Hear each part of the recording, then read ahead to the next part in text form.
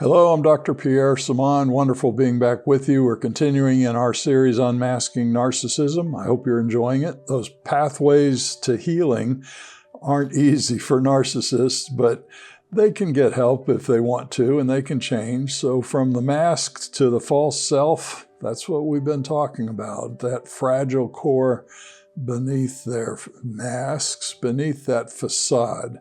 Today we're on the subject of the malignant narcissist, unmasking malignant narcissism, understanding a destructive personality pattern. And believe me, it is destructive. And if you're around one, better to kind of stay away if you can, unless you're having to counsel them, then you counsel them carefully. But it's not easy. And they're out there. And there are more and more of them every year, it seems like, as the population around the world seems to be more entitled. This sense of entitlement that's going on, it's almost like a virus, you might say. Now, what's the reason for that? I don't know. We'll let the scientists figure it out at some point. But if we don't talk about it, we're not going to know what to look for. We're not going to know how to protect ourselves or protect our children. And certainly if we have some of those little tendencies, we're not going to know what to look for so we can work on them so we can get better. And that's what we want to do. We want to get better. Well, before we get into the subject, let's plug the book, Unmasking Addiction.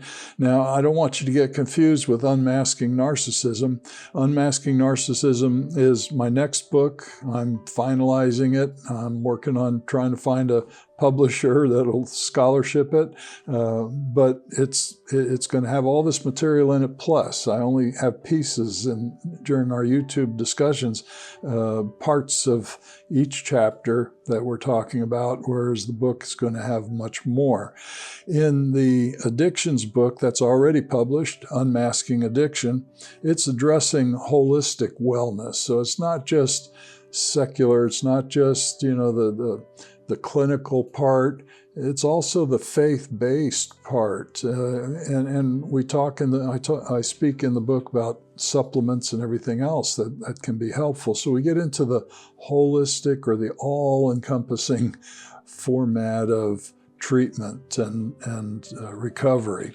In an era of holistic health gaining prominence, the books focus on mind, body, and spirit.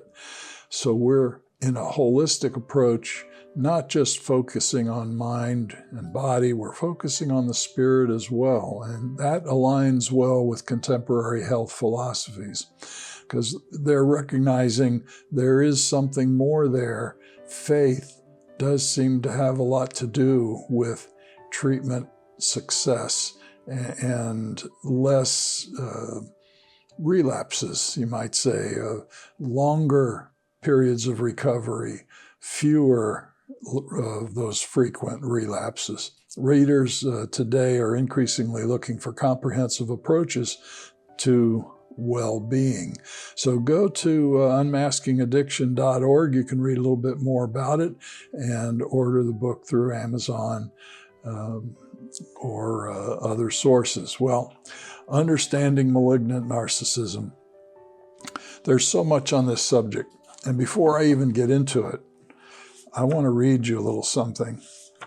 This book is written, and it's a good read, Malignant Self-Love. I picked this up many years ago. And it was, back then it was expensive. I don't know what it is today. Sam Vaknin wrote the book. He's an Israeli, and he identifies himself as a narcissistic personality disorder, and particularly a malignant narcissist.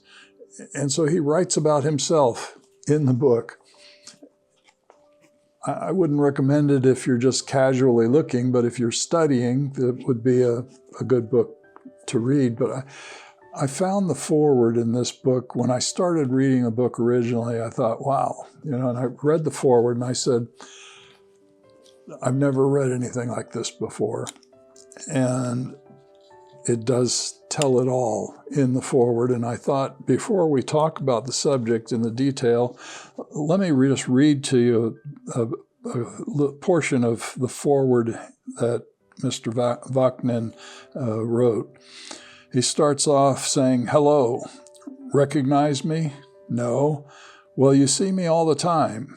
You read my books, watch me on big screen, feast on my art, cheer at my games, use my inventions, vote me into office, follow me into battle, take notes at my lectures, laugh at my jokes, marvel at my successes, admire my appearance, listen to my stories, discuss my politics, enjoy my music, excuse my faults, envy me and my blessings. No? Still doesn't ring a bell? Well, you've seen me. Of that, I'm positive. In fact, if there's one thing I'm absolutely sure, it is that. You've seen me. Perhaps our paths crossed more privately.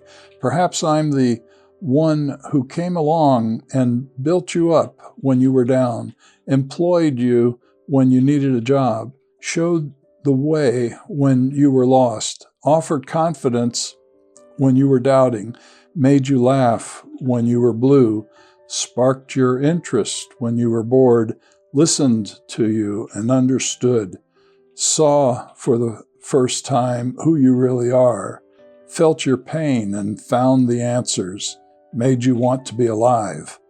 Of course you recognize me. I'm your inspiration, your role model, your savior, your leader, your best friend, the one you aspire to emulate, the one whose favor makes you glow. But I can also be your worst nightmare. First, I build you up because that's what you need. Your skies are blue. Then out of the blue, I start tearing you down. You let me do it because that's what you're used to. You're dumbfounded, but I was wrong to take pity on you. You really are incompetent, disrespectful, untrustworthy, immoral, ignorant, inept, egotistical, constrained, disgusting. You're a social embarrassment, an unappreciative partner, an inadequate parent, a disappointment, a sexual flop, a financial liability. I tell you this to your face. I must. It's my right. Because it is, I behave at home. It is how I behave at home and away in any way I want to, with total disregard for conventions, mores, or the feelings of others. It is my right, because it is. I lie to your face without a twitch or a twitter. And there is absolutely nothing you can do about it. In fact, my lies are not lies at all. They're the truth, my truth, and you believe them because you do, because they do not sound or feel like lies, because to do otherwise would make you question your own sanity, which you have a tendency to do anyway. Because from the very beginning of our relationship, you placed your trust and hopes in me, derived from your energy, direction, stability, and confidence from me, and from association with me. So what's the problem if the safe haven I provide comes with a price? Surely I am worth it, and then some. Run to your friends, go. See what that'll get you. Ridicule. People believe me, not you. And he goes on. He's talking about himself. He's talking about the maliciousness of a malignant narcissist and other narcissists who have gone to extremes that we've been discussing and continue to discuss. Malignant narcissism, it's not just extreme selfishness or pride. It goes beyond that. It's a destructive personality pattern that blends several dangerous traits into one powerful and damaging way of relating to others. It's hurtful, and you need to be careful, because as you deal with malignant narcissism, you're setting yourself up as a target. And then it makes you question yourself and what's going on. And it drains you as well.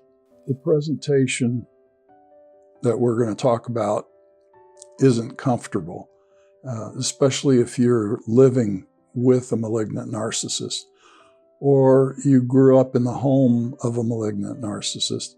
It's going to trigger some memories. So keep that in mind as we explain this. If you get uncomfortable, just switch the channel, turn it off, watch something else. I don't want you to get that uncomfortable. The purpose of this is to help, not to hurt, or not to cause PTSD symptoms to resurface. But for those who need some more information about it for protection or for recognition, perhaps you're going to hire some new people. Well, you want to be able to pick up on the little things that you might see in those interviews, or perhaps you're dating someone who you don't know much about, but they are certainly coming across perfect, wonderful, everything that you've ever dreamed of. Well, be careful. That's why everyone says go slow, because you're not going to see the real person in the very beginning. And as I said last time, we all wear a mask. I'm wearing a little bit of a mask now, trying to present this, but it's a mask that I'm going to take down periodically, and you're going to see the real me, and you're going to hear the real thoughts and so on, and then I might put it up a little bit. We all do that when we're communicating. But the malignant narcissist and all narcissistic personality disorders, it's just too strong. They can't just let it down.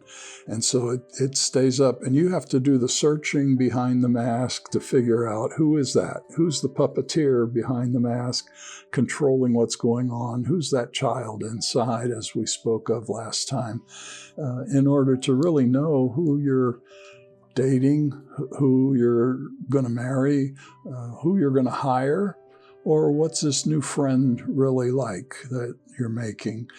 Keep these things in mind as we talk about all this.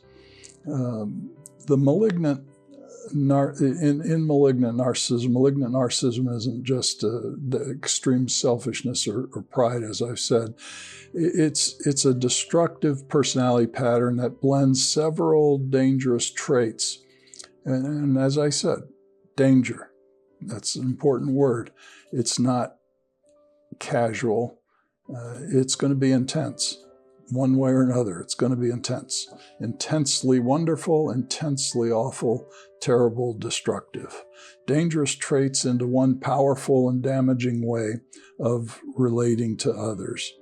Narcissistic personality disorder is one of the traits. It's one of the characteristics. It's a disorder in itself. And as we've been speaking, there's 7 classifications of the narcissist, and this is another one that we're talking about today, number 3, I think, in our series, the malignant narcissist. So it has narcissistic personality disorder. It's also paranoid. There's paranoia in there, and the paranoia is a fear of others, fear that others are out to get them. That fear is behind the mask. That's coming up from what's inside. Fear that others are out to get them. Why? Because they're out to get you. They're out to get you, and they're projecting themselves onto you. Well, you must be doing that to them. It's not them doing it, but because you're doing that to them, then they're going to get you. They have a right to do that. And so they justify or rationalize that paranoia in a destructive way.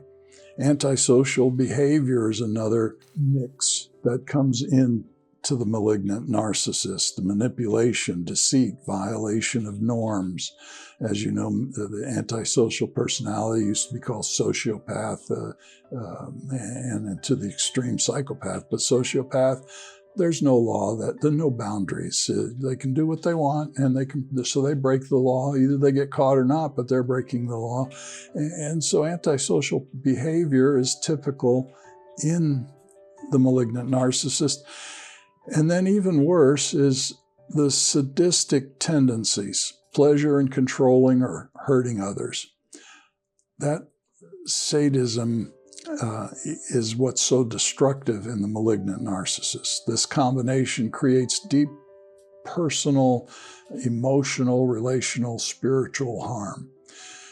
Mind, body, spirit, harm in all areas. And harm in all areas of your life if you're associated with one. Malignant narcissism isn't a single disorder. It's a complex mix of destructive personality traits that work together in devastating relationships, in destroying trust. And it's going to destroy emotional and physical health as well. Tears you down mentally and physically over time. It's destructive. But it's destructive for a reason. So they can stay in control, so they can stay on top, so they can get what they want, what they believe they deserve. And you have to recognize that when you see that in someone, their charm, their good looks, or their well-dressed, or whatever it might be, is a front, it's the mask, it's the false self to present themselves in a way that they can get a hold of you, get their hooks in somehow, and get the supply that they need from you until you have no more to give. And then they throw you away to find that supply elsewhere. I don't know. What can we say about it other than be careful? It's destructive. Pay attention.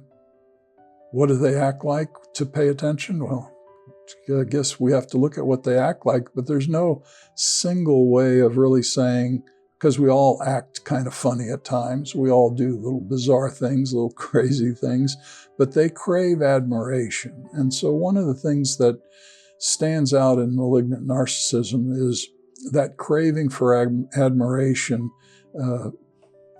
with the lack of connecting emotionally.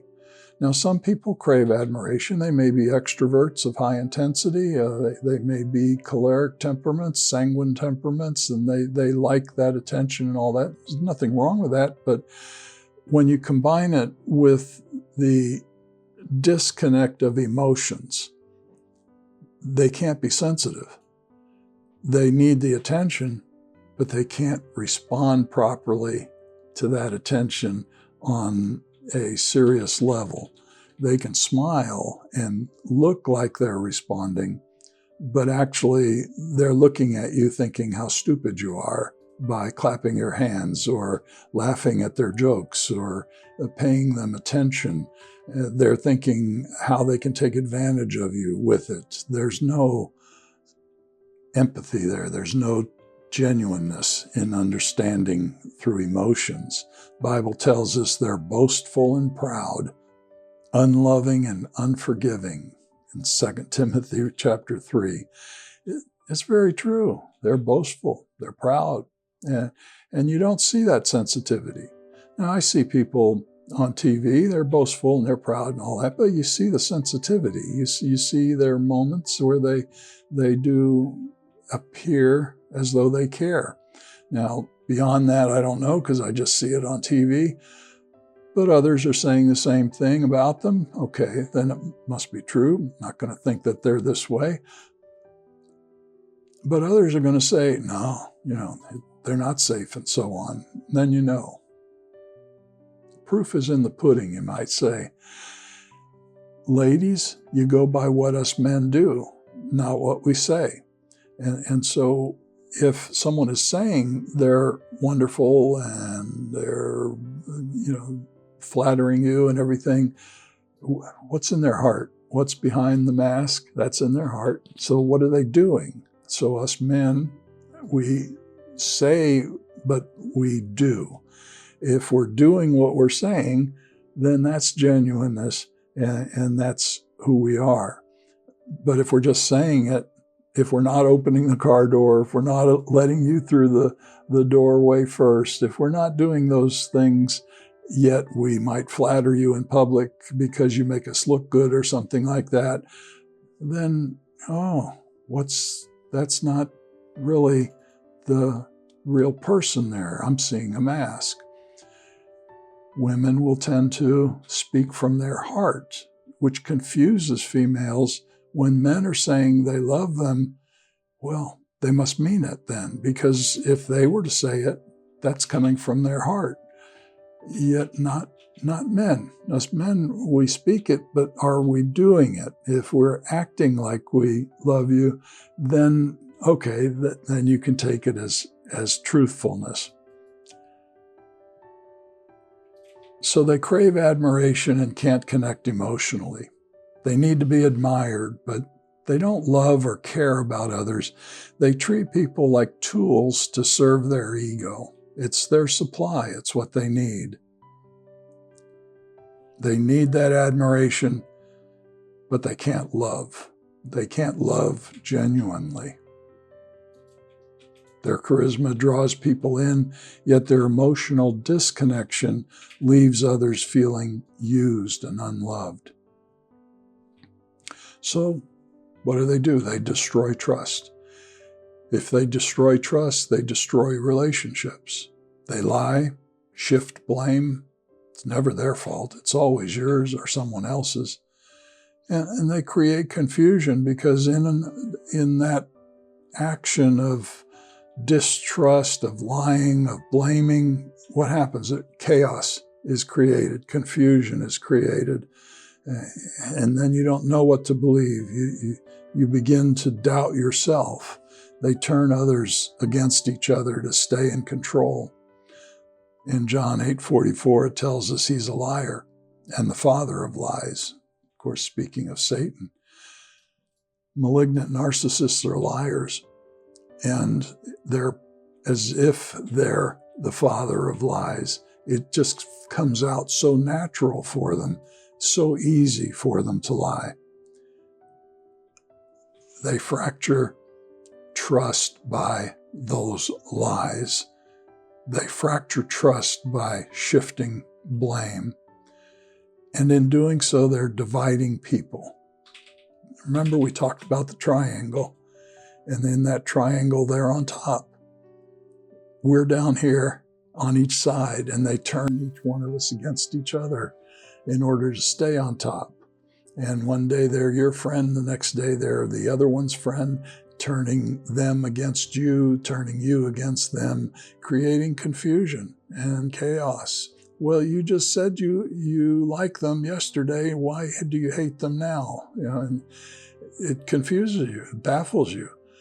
As long as they're on top, that's what's important for them. And that makes you feel confused. It makes you feel like you don't know what's right or what's wrong. They fear exposure, though. And so there is a fear inside of them. They don't want to be found out. They don't want to let anyone know what's really on the inside. A malignant narcissist is so powerful in their own belief of themselves that, others can know that they are liars or that they broke a law, that they committed a crime. But because they're so confident in their abilities to lie, to be smarter than you, to be on top of things, they're convinced they can talk you out of that. And so that really doesn't bother them. They don't want to be exposed, but you're stupid. They're smarter. They can talk you, they can outsmart you, they can beat you with that, and they can show you how stupid you are or how silly you were to think you could get the best on them and how smart they were to do whatever they did, and you can't find anything that's going to catch them, and they can blame somebody else for it. They can pass it along to somebody else, and they're fine. That's how they look at it. So yeah, there's a fear of exposure, but really, if they're exposed, they're convinced they can get out of it. They're convinced they can fix it. And in the process, hurt you, punish you back for what you're doing or what you've done. You're like whitewashed tombs, the Bible tells us, beautiful on the outside, but filled on the inside with dead people's bones. Matthew 23:27. So they fear that exposure. They often have a false self, a charming and impressive front that hides the insecurity and shame. Their outward charm hides the deep child inside, let's say.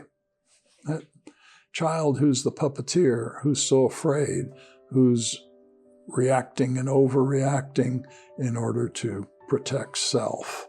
Vulnerability threatens their control, so they protect the false self at all costs.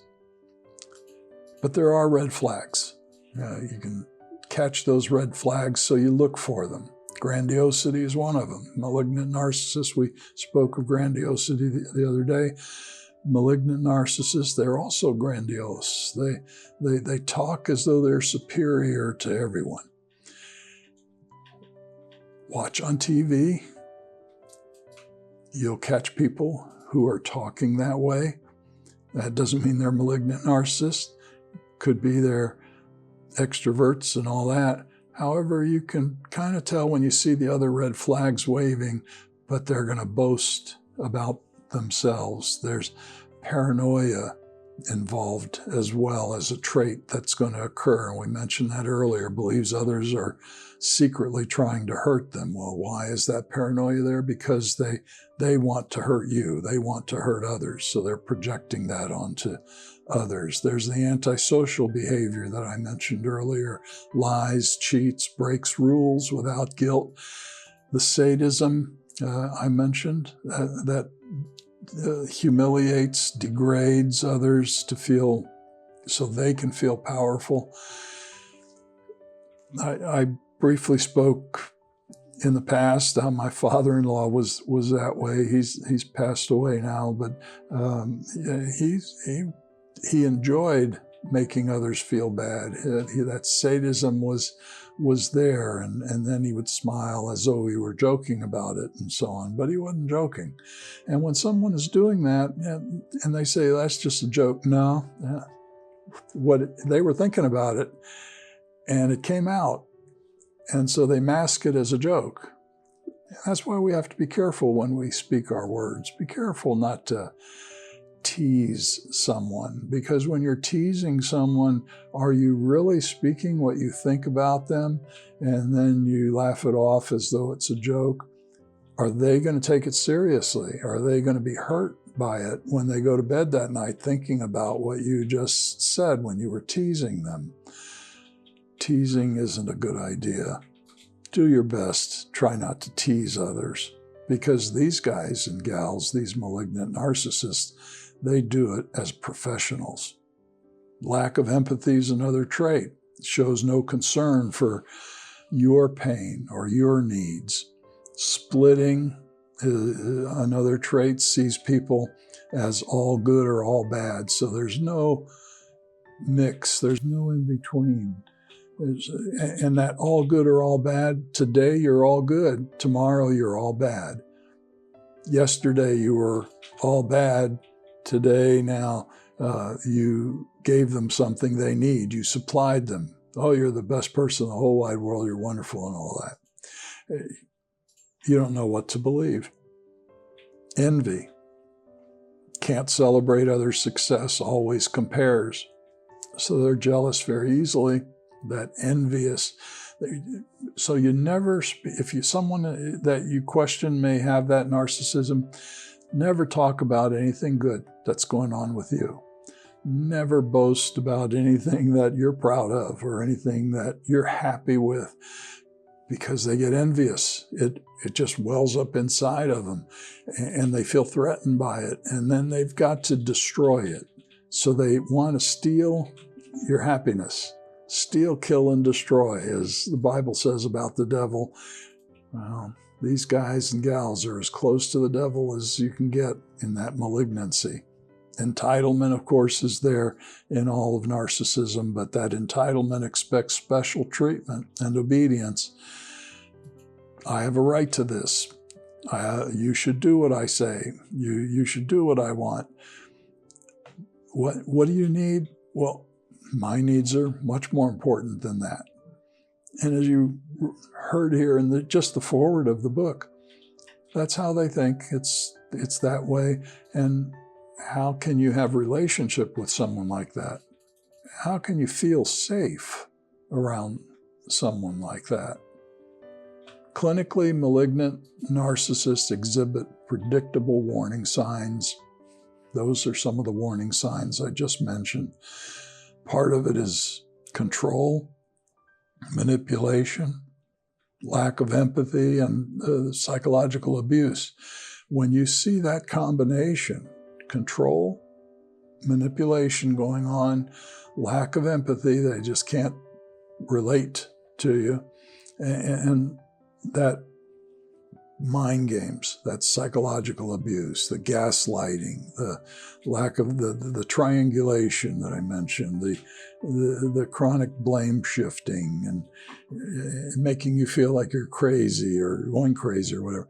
Well, when you see that and you see that combination, that's a warning sign, a red flag that's clear and unmistakable. So why are they so dangerous? People with personality structure like that can be emotionally abusive. They can be physically abusive as well if they're inclined that way. Controlling, unpredictable, skilled at appearing innocent while blaming others, destructive to families, churches, workplaces. I can't tell you the number of pastors that I've counseled over the years that had a malignant narcissist in the membership. And that malignant narcissist doesn't just want to be a member, they want to control. And so they start by controlling the Sunday school class, or this teacher, or this usher, or this leader, this elder, and they work their way up to want to control the pastor. And in doing so, it's to take over. It's to create what they see as what's going to supply their needs, not the needs of the church. And before you know it, they cause a schism in the church, a breakup. People who don't know better, they're not experts in this, and so they go along, well, yeah, you're right, yeah, I do see that, and all that. Suddenly you have a split church. Now you got half the people gone, or most of the people gone, or who knows what else is going to happen as a result of it. Or they get good people kicked out of church because that good person is a threat to them, to their influence, their power, their control. So then they start manipulating to make that person look bad. And before you know it, that person gets kicked out of church. Next thing you know, well, something bad's going to happen, because one thing you can count on with all narcissists is arrogance. That arrogance is going to get them in trouble. Eventually, they believe they can get away with anything and do anything. And that's when their guard gets let down. They don't realize it because they're so strong and powerful in their minds. They've inflated themselves so much. They don't recognize that they just made a big mistake by doing something wrong that's against the law or against this or what, and that they got caught. And before you know it, they crash and burn. But they're not going to hang around. Off they go to do it again somewhere else, because they can. The Bible tells us, do you see a person wise in their own eyes? There's more hope for a fool than for them. If you correct conceited people, you'll only be insulted. If you reprimand evil people, you'll only get hurt. But if you correct the wise, they'll respect you. Proverbs has a lot of good things in it. And even though they're a little brief, it's true. Yeah, that's life. Pay attention to those little proverbs that you read in the Bible. We can learn from them, add to them, and recognize, gee, this works. Why don't I just keep doing this? Why don't I just keep living life as it's recommending me to live life? Because it works. And I'm happier, I'm more at peace, I'm getting along better with everybody. Why not keep doing it? Don't follow the path of malignant narcissists or any narcissists at all, because there's going to be confusion and destruction along the way. Their charm masks the danger. They can destroy families, ministries, and communities while appearing moral, spiritual, and even selfless. This is what makes them especially difficult to confront, as the Bible tells us. Well, what about the Bible? Are there examples in the Bible of malignant narcissists? And yes, there are quite a few. Let's just pick one because we can't talk about them all. But the first one that comes to mind whenever I think of this is Absalom. Absalom was the son of King David, full of charm. He was a real charmer, and he had no humility. He was power-driven and not accountable. He wouldn't allow himself to be held accountable. Ambition was strong with him to the point that he overthrew his dad, King David. He won people over with appearance and false promises. But his rebellion, according to the Bible, his rebellion and pride led to the destruction. Pride goes before destruction and haughty spirit before the fall. Absalom mirrors the malignant narcissist, charming, ambitious, but deceitful. And that was his downfall, his pride.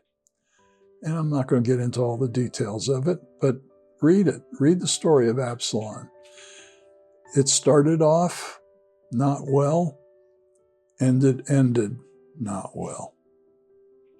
Relationship with a malignant narcissist is not healthy. I wanted to say not possible. There's an appearance of relationship. Because they're getting something out of it, they're going to give back to keep getting what they're getting out of it, which may appear as relationship, especially initially. But you're not imagining the chaos that goes on in that superficial relationship that's occurring. You're always wrong when they're communicating with you. You feel like you're always walking on eggshells. When they come home, you feel the tension. When they're at home, you're watching everything you think, everything you say, everything you do, because you're afraid. And you might not at first recognize it's fear, but you feel the discomfort being around them, watching, checking constantly what's going on so as not to offend, not to trigger a negative reaction. No, that creates confusion, and you feel ashamed and drained because it wears you out, that constant thinking, that constant preparation. Emotionally, we only have so much energy, and it wears you out quickly. And spiritually and emotionally, it isolates you. They isolate you in relationship. Because if you're getting along well with somebody else, that's a threat to them. They are losing control of you. So they have to destroy that relationship that you have with somebody else. They're bad, they're awful, they're terrible. What are you doing with them? I don't want to see you with them anymore. Don't talk to them anymore. They'll block your friends on the phone. They'll do things to sabotage you with your friends or family members. Anything to isolate you. And when you start noticing that, there's something wrong there. That's not normal. You may feel isolated, confused, and constantly blamed. Can't do anything right. These aren't signs of your weakness. They're symptoms of being manipulated by someone who rewrites reality to suit their control. So what can you do about it? Well, boundaries is the first thing. Cloud and Townsend have a wonderful book out they've written a while back. Still popular, still good. Get the book. Read about boundaries. There are plenty of other books on the subject as well. Don't allow yourself to be manipulated. Set the boundary. If you feel you're being manipulated, say something about it. Set the boundary. Please don't do this again. I won't do this again if this happens or that happens. I won't let this happen again. Document behavior. If you document the behavior, you're protecting yourself, especially if there's legal or financial issues going on or custody, especially custody involvement. Document what's going on so there's a record of it. You may need the record for an attorney in the future. You may just need the record for yourself to remind you of what's been happening. And those reminders help you to balance your mind into not being so confused and feel in such chaos, because now you understand, you see a pattern, you recognize, okay, it's not me. And that's important. Seek counseling and support. You need that clarity for healing. And it might be a trusted friend. You need to talk to someone about it. Don't keep this a secret if you're in a relationship with someone that's a malignant narcissist or any kind of narcissist. Talk about it to those people you trust. And don't keep the secret to yourself, because the narcissist knows that you're embarrassed. They know you don't want to tell others what's really going on at home.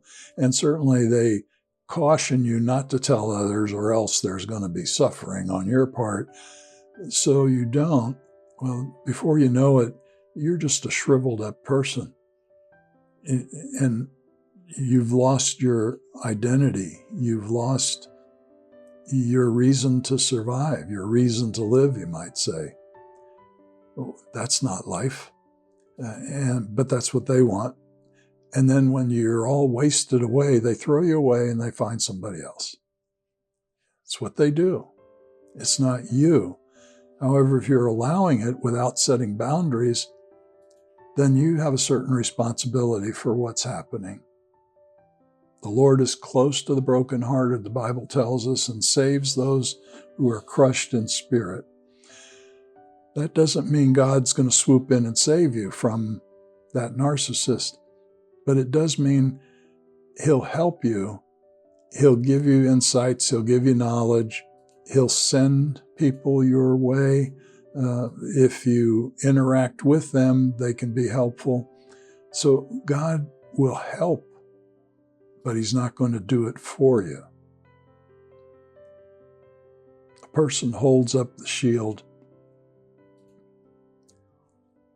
when you're saying, stop, no more. I won't accept this, or you're not going to speak to me that way anymore. I won't tolerate it.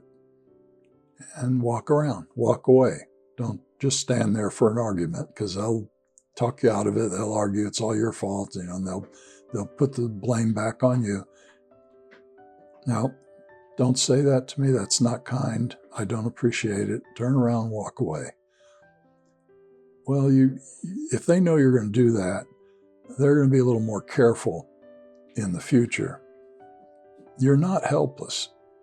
You can set boundaries, gather evidence, seek counseling, and certainly pray.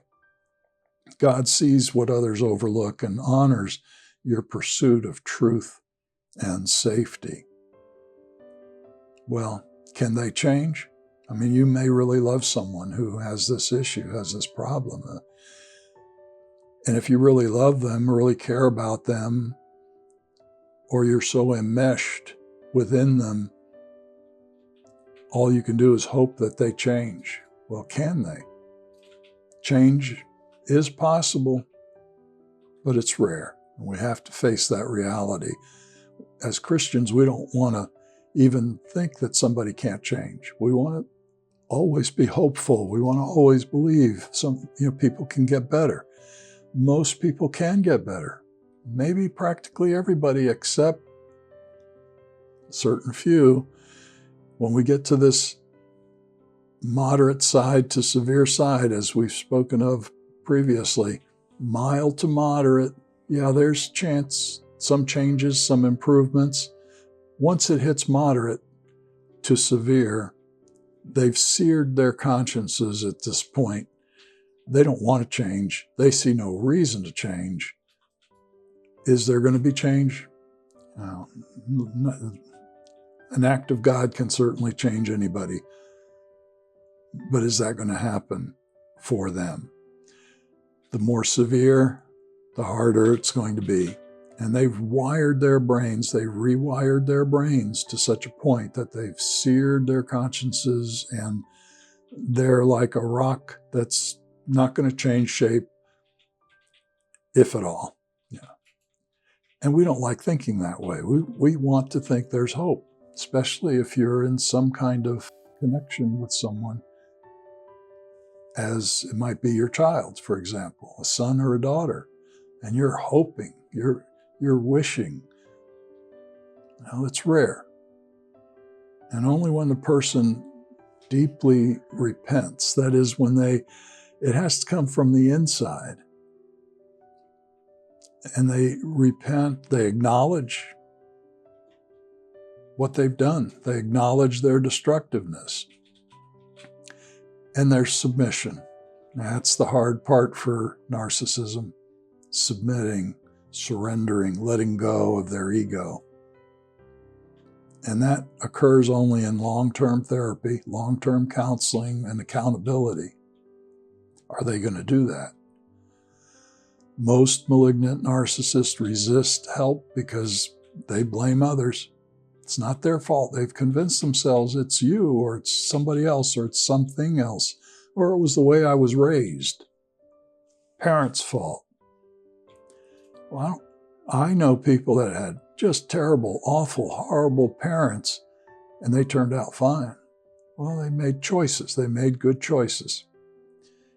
And yeah, they struggled along the way, but in the struggling, they learned, and they grew wiser. They made right choices, and they became good people. But if you're always blaming, you're not going to make those choices, because why should you? You didn't do anything wrong. And as we spoke of with the vulnerable narcissist, the victim mentality kicks in. So they see emotion as weakness. How are you going to improve and change if you don't let your emotions up, if you don't express your emotions? They can't allow that. It's bound up inside for protection because they fear losing power if they expose themselves, if they allow their true self to come from behind the mask. They're losing power. How can they get healed if they're so afraid of losing that power? Change is rare.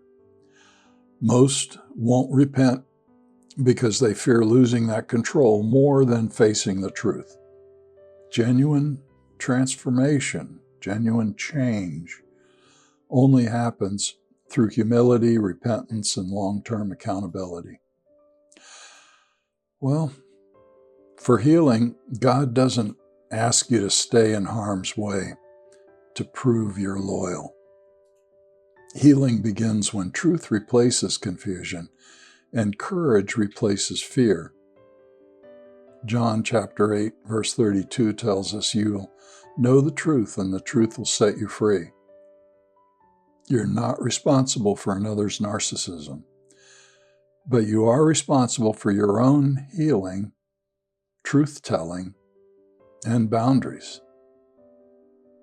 Staying silent in the face of manipulation or abuse is not submission, it's suppression. God honors those who walk in light, not those who remain in darkness out of guilt or false loyalty. Your voice matters. Your safety also matters. Choosing that truth is scary. It's hard to do. But when you set the boundaries, you begin to feel safer and safer and recognize it's not rebellion on your part, even though they tell you it's rebellion. It's the quality of being morally right and justifiable. The Lord stays close to the grief-stricken, the Bible says, and heartbroken, and heals those who humbly allow Him to. Those whose hearts are right with God may have many problems in life, but the Lord saves despite life's troubles. He watches over His faithful, keeping them strong like bones. They'll not be broken. I like that part. Psalm chapter 34 tells us that. They'll not be broken. I don't want to be broken. Do you want to be broken? Now, if I'm a narcissist, yeah, I need to be broken in order to change. If I'm a drug addict, an alcoholic, or addicted to something, I need to hit a bottom. I need to hit that final bottom before I'm going to make up my mind to be broken. I'm broken, I've had it, and then I need to change. And I'll reach out for that help to change at that point. Well, when should you reach out for help? If you're employed by a malignant narcissist, or you're in relationship with a malignant narcissist, or maybe you even have a child, a teenager who is showing these significant signs of narcissism. What should you do? How do you reach out for help? If you're experiencing it, you're experiencing emotional exhaustion, having to deal with it. So that's a good sign of when to reach out. Why am I so tired all the time? Why is this so exhausting? Why is just knowing I have to say something to them wearing me out, just thinking about it? Self-doubt or guilt that feels overwhelming will also occur. Verbal, psychological, or spiritual abuse, control, threats, or fear in your relationship. Those are all times to know I need to reach out. Isolation. They don't want you to live in the same city with your family or close to your friends, and so they send you out into the boonies or move to another state, another country even. As long as they have that complete control, they're safer. The more you're able to supply to them, the more isolated they want you to be. The more what appears to be protection, oh, he or she is protecting me. They're not protecting you, they're protecting themselves by isolating you. If you feel emotionally drained, controlled, or abused, it's time to reach out. There's not just bad days. Those are danger signs. You're just not having bad days. Those are days that are signs letting you know, I've got to reach out. I've got to talk to somebody about this. God doesn't want you to remain in confusion or fear. He didn't build you that way. So recognize this if you happen to be trapped in a type of relationship with a malignant narcissist, recognize you're not alone. That's important. They want you to think you're alone. You're not alone. Reach out to a Christian counselor, a pastor, a trauma-informed medical practitioner. Reach out. You can do it secretly. Don't be ashamed to do it secretly. Just reaching out is like a lifeline to someone who has been enmeshed. I had a woman tell me her mind was unusable in years of relationship with her abuser. It was mush. She used the word mush. She couldn't think. She couldn't do anything. And eventually she was able to. Malignant narcissists rarely change unless confronted by the truth. Who's going to confront them? Maybe not you. Maybe it's got to be someone else. Maybe nobody can confront them, but they need the truth. And they need to be held accountable by godly authority. Because one thing I've noticed about malignant narcissists, and all narcissists, they do pay more attention to godly authority than they do anyone they deem as equal authority, whether it be the law, a judge, anyone else, a boss, or anyone.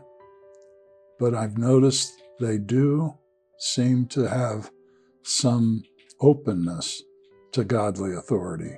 And I think that's because they just downright know they're not above God. They're above you, but they're not above God. Trying to reason with them often leads to more confusion, self-doubt, and emotional harm. Proverbs 23 reads, "Don't speak in the hearing of a fool, for he'll despise the wisdom in your words." So it's frustrating trying to speak the truth to them or tell them what they need to know. But you have to try. And if it's not working, get someone else to try. Find that godly authority that may be able to get through a little bit. Instead, surround yourself with safe people, those who reflect the character of Christ, who speak truth in love, and who will walk with you through the entire ordeal. Let them help you discern the next step. You're not alone. Reach out to a Christian counselor, pastor, trauma-informed medical practitioner, as I said earlier. Plans fail for lack of counsel, the Bible tells us, but many advisors bring success. Truth is your anchor. Love is your compass. Boundaries are your shield. And God is your refuge. You're not alone. The next time we're going to get into number 4 on our list of narcissistic types, unmasking covert narcissism. I hope you'll join us. Give us a like if you got something out of this today. That helps keep me motivated. May your troubles be minor, blessings more, and happiness come through your door. We'll see you next time.